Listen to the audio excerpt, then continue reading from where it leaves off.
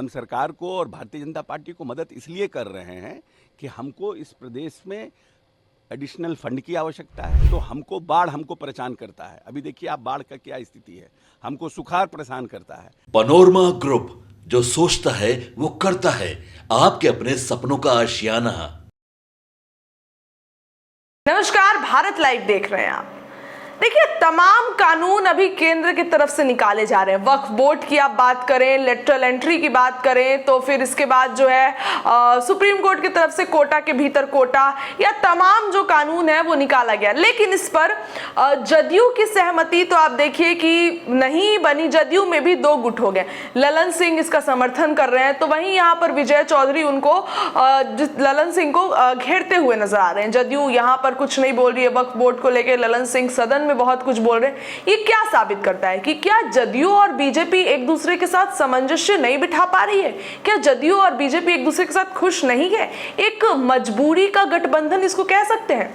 ऐसा मैं क्यों बोल रही हूं ये भी आपको बताऊंगी, लेकिन आप खुद से सोचिए कि कई मुद्दों पर जदयू का समर्थन नहीं होता है। कई मुद्दों पर जदयू समर्थन नहीं देना चाहती है, लेकिन इसके बावजूद भी जदयू कुछ बोलती नहीं है। केंद्र सरकार में आप बजट की बात करिए तो सीएम नीतीश अक्सर बोलते थे बिहार को विशेष राज्य का दर्जा चाहिए, विशेष पैकेज थमा दिया बिहार को। सीएम नीतीश ने इस पर जो है कुछ ज्यादा कुछ बोला नहीं, बोला बहुत कुछ बिहार को मिला है। इसके बावजूद जदयू के कई नेता इसको लेकर समर्थन में नहीं थे, असमर्थन दिखा रहे थे। उन्होंने भी इसको लेकर ज्यादा कुछ नहीं बोला, यही बोला कि समय आने पर जो बिहार को है विशेष राज्य का दर्जा दे दिया जाएगा। वक्फ बोर्ड कानून की मैं बात करूं तो ललन सिंह को छोड़कर तमाम जो नेता थे इन वक्फ बोर्ड का असमर्थन किए, क्योंकि मुस्लिमों का एक बड़ा वोट बैंक सीएम नीतीश के पास आता है, जदयू के पास आता है, लेकिन ललन सिंह जो है उस वक्फ बोर्ड का समर्थन कर दिए। वहीं बिहार में आप देखिए तो इस वक्फ बोर्ड को लेकर किसी ने भी समर्थन नहीं किया। ये भी शो करता है कि केंद्र सरकार के प्रति जदयू का जो है उतना प्रक्रिया नहीं है।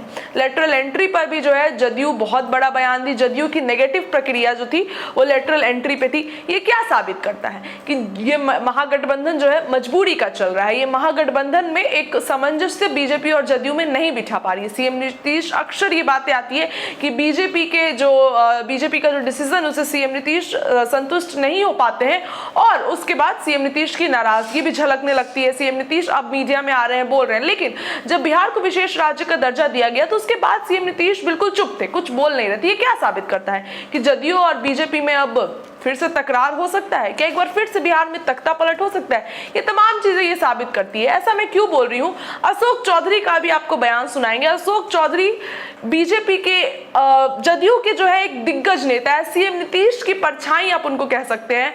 तो अशोक चौधरी अगर कुछ बोलते हैं तो तथ्य के साथ बोलते हैं, कुछ फैक्ट्स के साथ बोलते हैं। अशोक चौधरी का एक बयान हम आपको सुनाएंगे जिसमें अशोक चौधरी ने बीजेपी के साथ गठबंधन को लेकर एक बहुत बड़ा बयान दिया है। अशोक चौधरी ने ये कहा है कि हम बीजेपी के आइडियोलॉजी के लिए उनके साथ नहीं है, बिहार का विकास हो इसलिए हम उनके साथ हैं। अशोक चौधरी ये कह के क्या दिखाना चाह रहे हैं कि बीजेपी के हम साथ हैं क्योंकि बिहार का विकास हो? क्या अशोक चौधरी जदयू और बीजेपी का समर्थन उनको ऐसा लग रहा है कि बस बिहार के विकास के लिए है? क्या एक मजबूरी में महागठबंधन ये जो है वो मजबूरी में चल रहा है? देखिए, अशोक चौधरी ने ये कहकर साफ कर दिया है कि हम बीजेपी के आइडियोलॉजी पे नहीं और बिहार के विकास के लिए एक साथ हैं। तो फिर ये क्या साबित कर रहा है? जिस तरीके से सीएम नीतीश कभी सम्राट चौधरी ने यहाँ तक कि बाल भी मुड़वा लिया सीएम नीतीश को साथ देखने के लिए, लेकिन अशोक चौधरी का ये बयान क्या जाहिर करता है? देखिए, मंत्री अशोक चौधरी बहुत दिग्गज नेता है और इसके साथ ही मंत्री अशोक चौधरी सीएम नीतीश के पल पल साथ रहते हैं। तो सीएम नीतीश की बातों को ही तो कहीं मंत्री अशोक चौधरी कोट नहीं कर रहे हैं। मंत्री अशोक चौधरी ने कहा कि बीजेपी के साथ हम उनकी आइडियोलॉजी के लिए नहीं बल्कि बिहार के विकास के लिए हैं, और बीजेपी जो भी काम कर रही है वो साथ मिलकर कर रही है। अशोक चौधरी जब उनसे मीडिया कर्मियों ने पूछा कि आप हर बारी सरकार के फैसले को आप लोग विरोध होते हैं, फिर भी एक तरीके से खुल के क्यों नहीं बोलते, इस पे अशोक चौधरी ने एक बहुत बड़ा बयान दिया है। क्या कुछ कह रहे हैं मंत्री अशोक चौधरी, आप चल के सुनिए। ये कोई मतलब हुआ कि हमको क्या चाहिए? हमें बिहार का विकास चाहिए ना, हमें बिहार को आगे ले जाना है। हम सरकार को और भारतीय जनता पार्टी को मदद इसलिए कर रहे हैं कि हमको इस प्रदेश में एडिशनल फंड की आवश्यकता है, क्योंकि ये हमेशा देखना चाहिए कि हमारी पॉपुलेशन डेंसिटी पूरी दुनिया में पर स्क्वायर किलोमीटर में सबसे ज़्यादा है। सबसे ज़्यादा घनत्व वाला हम प्रदेश हैं। तो हमको बाढ़ हमको परेशान करता है। अभी देखिए आप बाढ़ का क्या स्थिति है, हमको सुखाड़ परेशान करता है। हमारे यहाँ जो परिस्थितियाँ हैं, जो नेचुरल क्लैमिटीज़ है, उस नेचुरल क्लैमिटीज़ में हम हमेशा परेशान होते आ रहे हैं। तो उन परिस्थितियों में हमें एडिशनल फंड की आवश्यकता है। हमको अगर एडिशनल तो वो तो यूपीए की सरकार ही दे सकती है ना। हमारा समर्थन कोई भारतीय जनता पार्टी की आइडियोलॉजी पर नहीं है। हमारा समर्थन भारतीय जनता पार्टी को आने वाले समय में प्रदेश को ज़्यादा फायदा मिले उसके लिए है। और ये जो फायदा का काम है माननीय नेता ने किया है, जिससे कि बिहार की जनता को हम फायदा पहुंचा सके। ये पॉलिसीज़ है। तो ये थोड़ी होता है कि आप एक पॉलिसी से डिफर करते हैं तब विड्रॉ कर लीजिए। इनको तो बहुत अच्छा लगता है कि विड्रॉ कर जाएं तो हमारे साथ हो जाएंगे, तो हम सत्ता में आ जाएंगे।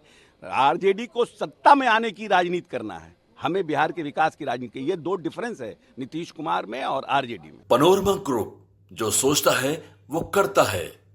अगर ये वीडियो पसंद आई और वह बिहार के राजनीति और बिहारियत से सरोकार रखेनी तो सब्सक्राइब बटन दबा के चैनल के सब्सक्राइब कर ली। ओजे एगो घंटी बा, ओकरा बटन दबा देला से कुल सटीक और मारक खबर रुआ मुफ्त में मिल जाई। अगर रुआ पत्रकारिता के हमनी के नया प्रयोग में सहयोग कर चाहतानी तो ज्वाइन बटन दबा दी। पेटीएम नंबर नोट कर ली 9386816700। धन्यवाद।